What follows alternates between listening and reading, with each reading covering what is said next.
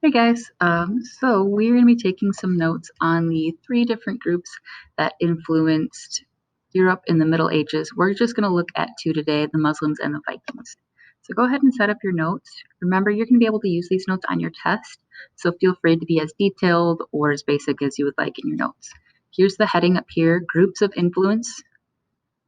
We'll be talking about the Muslims and the Vikings today. And when we get back from our fall break, we'll continue talking about the Mongols. If you need more time to write this down, put the video on pause, push play when you're ready. All right, before we start talking about Muslims, we want to make sure that we get some vocab out of the way. A Muslim is just a person who practices Islam. Islam is a monotheistic religion, which means they believe in one God, and they believe in the Prophet Muhammad. He is the messenger in the Islamic religion, just like Jesus Christ is a prophet or a messenger.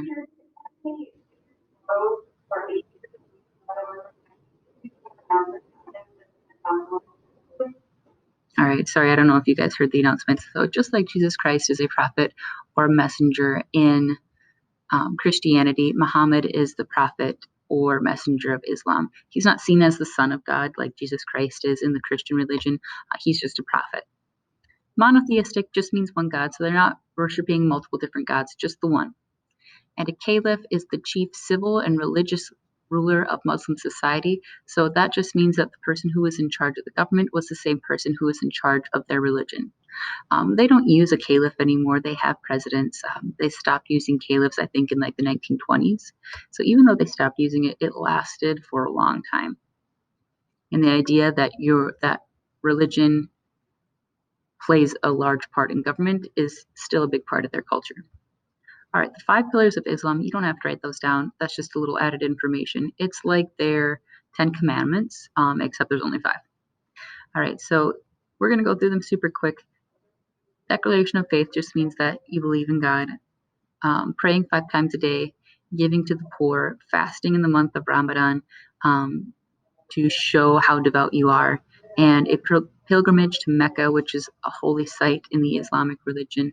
That's not required, but it's encouraged, if possible, at least once in a lifetime.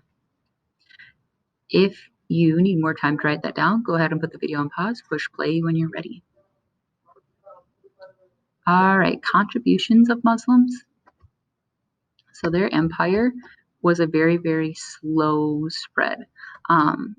And the spread of Islam wasn't through force necessary. They did try to like kind of invade like the Crusades and force people to adopt the Islamic religion, but they found that didn't really work. So they just kind of stopped doing that.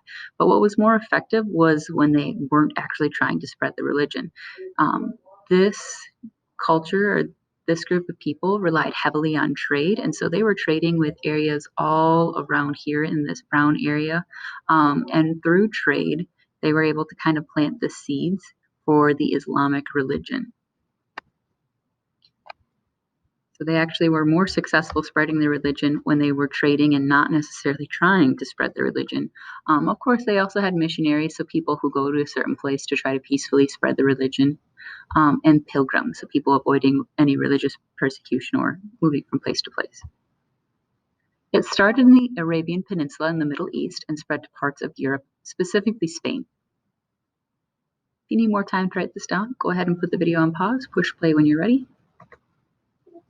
All right, so here are some contributions. You don't have to write all of these down, but you can just bullet point maybe a few that seem more important. So astrology, some of the star names that we still have today, there are 100, I believe, that still have names from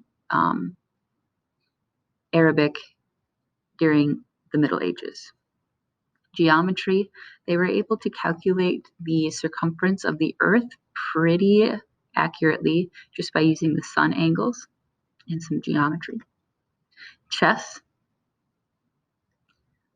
medicine was a big contribution from Muslim society during the Middle Ages. At the time, European hospitals were kind of just a place to go and die comfortably. They weren't really good at sanitization. Like if a doctor was performing surgery over here, he wouldn't wash his tools or his hands, and he would go to the next person and treat them. So you were getting other people's blood, snot, mucus, all that great yummy stuff all over you when you were going to those hospitals. They also didn't really clean any of your wounds, so they might sew you up and you have infection just all up in your wounds that they just sewed up. Um, these Muslim doctors, they sanitized their tools before they moved on to the next person. They washed their hands frequently before they treated any other patients. They also use antiseptics, so stuff to clean your wounds, so that way he prevented infection. They were also one of the first to kind of develop specializations in children's medicine. So understanding that adults and children need to be treated differently in some cases, and being able to tell the difference in some major diseases like smallpox and measles. And if they didn't know what your disease was, they would go to the library that was attached to the hospital so that way they could research it and kind of figure it out a little bit more. Um, we talked a little bit about the Crusades. So the Crusades were that religious Christian war against anyone who wasn't really Christian in the Middle Ages. The Crusaders actually preferred to go to a Muslim doctor because you were less likely to die and more likely to be cured if you went to a Muslim doctor rather than the European doctors. All right, architecture. Arabic.